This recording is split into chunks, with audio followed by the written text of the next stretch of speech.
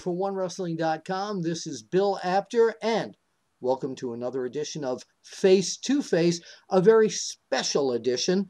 And I've been trying to get a hold of our guest, a WWE Hall of Famer, a recent WWE Hall of Famer, but he's busy, and I'm going to try him again while you're all on the line. Let me press the button here. Excuse me, sir. JJ Dillon. Hello? JJ Dillon. What? Apter, how are you, my friend? I'm good. How are you? Welcome back to OneWrestling.com and Face to Face. Good to see you. Good to see you. Are busy. I noticed that you are. Gee, what book is that? Would you show the cover to the right to the camera here? Just show us the cover. Yeah. Oh, that the guy on that. Wait a minute. That's your book. Of course.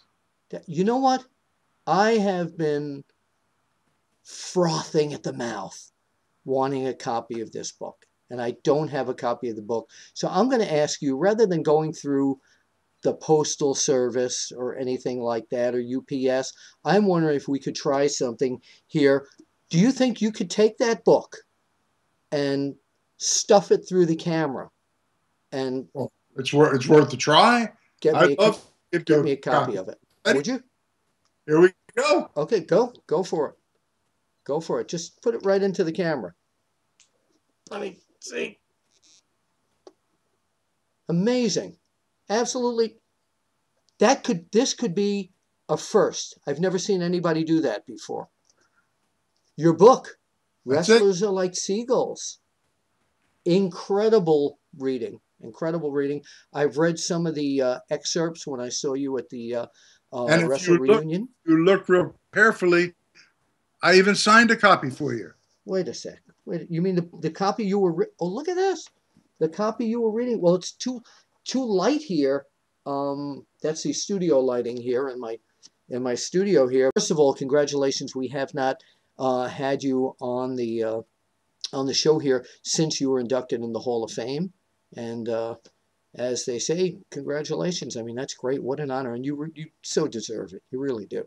Well, thank you very much. It was a very humbling experience, and one of the few times in my entire career that I really was at a loss for words. Yeah, I was there. I know. Well, the reason we brought you on today is now, depending upon when the viewer is watching this, it's either before the 1,000th episode of Raw or afterwards. Again, all depends on when people are watching this. But what I wanted to discuss, the reason I wanted to have you on here, is you were one of the key people involved in the actual construction of what became the live Monday Night Raw. So let's go back to the year that and the months before Raw started on television, and tell us how the idea came about and what you felt about this, and what was the overall,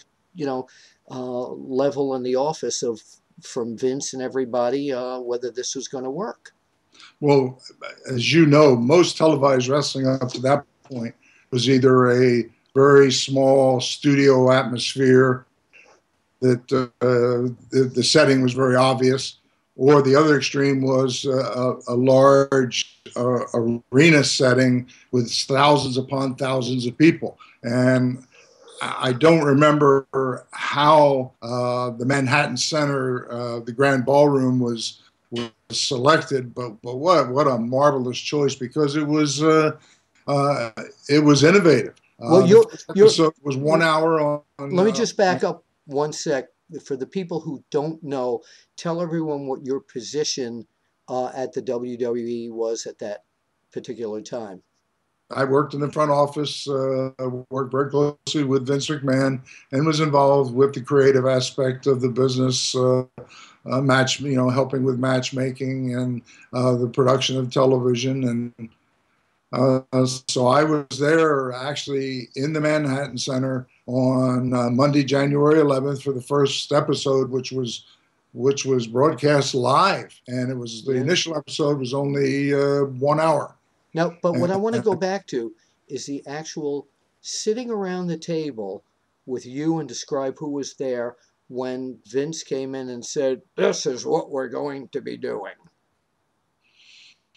Well, I think the way it was described, Raw, the way it was originally presented, Raw is War.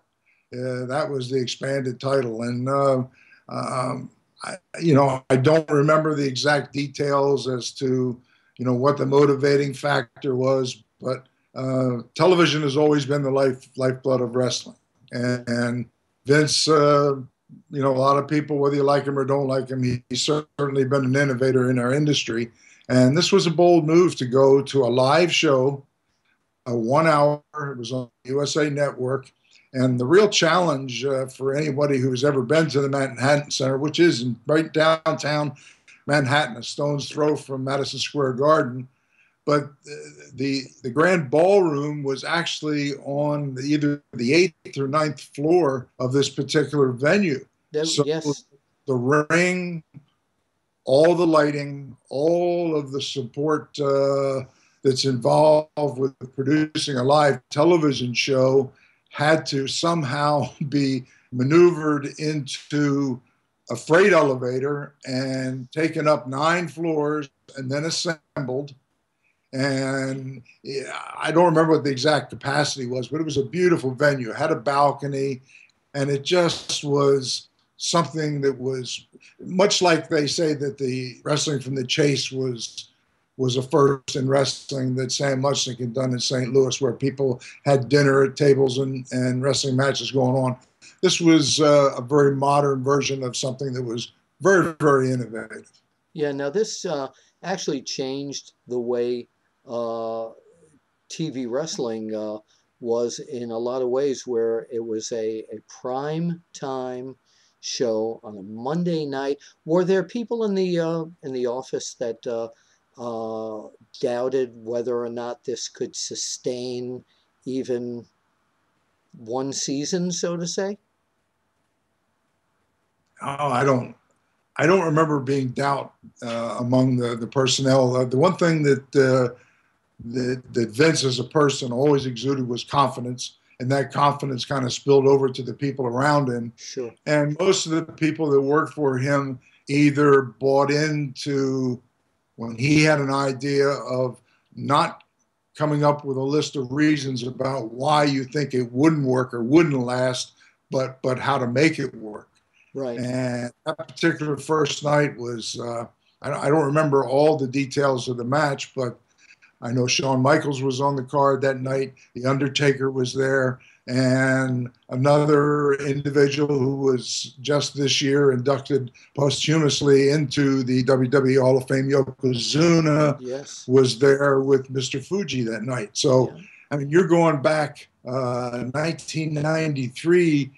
You can do the math, and it's amazing that the Undertaker, Shawn Michaels, still are huge stars in the industry, and were there, that night. And it just goes to show you the star power that they had. But and I believe the second episode, a week later, El Matador, who was Tito Santana, was there and wrestled Ric Flair. So a lot of names that are very familiar to fans even today. Through all the time that you were there in the WWE, JJ did, and you saw Raw every Monday just growing and growing. Did you, in your wildest thoughts, think that it would succeed this far? I at the time, you get so wrapped up in the quality of each week and the challenge of sitting down and saying, okay, how can we put together 1 hour of really exciting television? And they did a lot of innovative things. One in particular was, I remember Hacksaw Jim Duggan fought from the 7th or 8th floor, wherever the grand ballroom was, down to the lobby and out the front door of the I remember that. And took his trusted 2x4 and smashed up a vehicle that happened to be there, crushed the windshield that the vehicle couldn't be driven, and by some quirk of fate, that vehicle happened to belong to poor Howard Finkel. Yes, I do remember that. I do I remember had to that. give him a ride. I had to give him a ride home that night. I do remember that. Well, for the fans that are watching here and the people in the WWE that do watch our face to face, what would you like to say as Raw is either embarking on again, depending upon what when you're watching this, or has reached the 1,000th episode? What would you like to Bill, say? I have always said that the greatest test, and I don't care if it's in the wrestling industry, if it's any other type of professional sport, if it's the music industry, uh, longevity is the toughest test. And if you can withstand the test of time and manage to stay on top, that speaks in and of itself. And to be looking at now what just seems like yesterday with the first episode is now where it expanded after several years. I think for the first 4 or 5 years it was just 1 hour and then went to 2 hours. Yeah. And now I understand that after the show in St. Louis Yeah. at the Scott Trade Center to celebrate the 1,000th anniversary, it's going to then be a 3 hour presentation. So what a challenge, Wow. that has to be.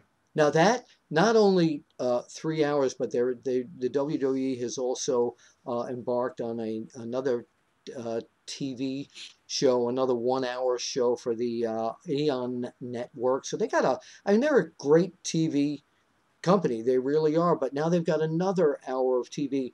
I'm going to ask you a pointed question. This is nothing political or anything, of course, but some people say 2 hours is terrific. Some people say 2 hours is too much. Do you think that 3 hours might be somewhat overkill, or do you think, like I do, that the WWE can be innovative enough to make that other hour different than the other 2 hours? Bill, it's an excellent question, and I really don't have a pat answer to give you. Yep. I relate a lot of things to baseball. I'm a huge baseball fan, I know that. and a lot of times you'll get to see. And it doesn't necessarily even have to be the Yankees and Red Sox, but it can be two competing teams, and all of a sudden you get into a game that's very well played, excellent pitching, timely hitting, and when the game is all said and done, they say, well, this game lasted 4 hours and 20 minutes. It's the quality of what happens during that period of time. Sure. And so that is yet to be determined. A 3 hour show is a challenge, and where I wouldn't want to be sitting there with a sheet of paper and a pen and a list of names and trying to figure out, how we can make this work. But again, Raw is one of the longest running television programs in that same time slot. It started on USA Network, moved away one time to, I believe it was TNN, and then came back to the USA Network. Obviously, they're very happy with the solid ratings. It's ratings. Yes, for all of these years, and they've built a fan base. And I'm going to be interested not only just because I understand that DX is reuniting for the 1,000th show, and I know that it was great to see Triple H and Heartbreak Kid at the Hall of Fame ceremonies. They were a great tag team. Some say that the Horsemen, paved the way for them to have the success that they did. I don't know, but it'd be nice to have a reunion. And Vince McMahon and the WWE seem to have a very secret formula that always comes up with something unique to make each show special. And the other thing is, there are a lot of the hardcore fans. Oh my God, how are we going to take 3 hours? But we're not talking about the hardcore fans because they're not generally the whole universe of wrestling. But I know kids in my neighborhood that are, oh my goodness, I'm going to do my homework early because they're going on at 8 o'clock and it's going to be for 3 hours. So there's a lot of a lot of negative because the internet seems to spew negativity in a lot of ways. However, there's a lot of positive about this too. So we'll talk to you again, hopefully, in the next somewhere in the next few months, and let's see how they're doing. But I'm always very excited when a wrestling product is doing more on television. Yeah, and the other thing is there'll be more opportunities, hopefully, for young talent to have an opportunity to get television exposure, to move up that Absolutely. rung in the ladder, because that's really how stars are created. And for me, it just seems like of a blink of an eye that it was January 11th of 1993, and I was there in downtown Manhattan at the Grand Ballroom in the Manhattan Center, and was there for the entire. I think we did that for a year, which Yeah. logistically was a real challenge, and the show has just grown from there and grown from there. And Oh, that's the beautiful thing about this industry. You're only limited by your imagination and how hard you're willing to work. JJ Dillon, I want to thank you so much. And one sec, let me just thank you again for the wrestlers are like seagulls. And where can people purchase this great book? Can't find it in a bookstore, Bill. You got to go to jjdillon.com. Okay. And if you go there, you'll see the book right at the top of the heading. And if you click on that, it actually takes you to Crowbar Press, which is the publisher. Scott With Teal, Scott, great yes, author. and Great author.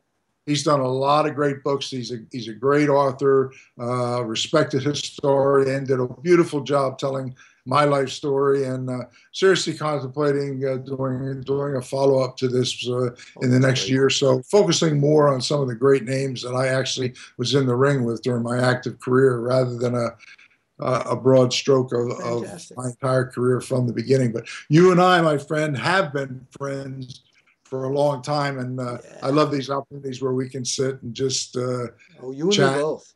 This is a great opportunity to know that the 1000th edition of Raw is coming up, and that I had a Or it's chance. happened.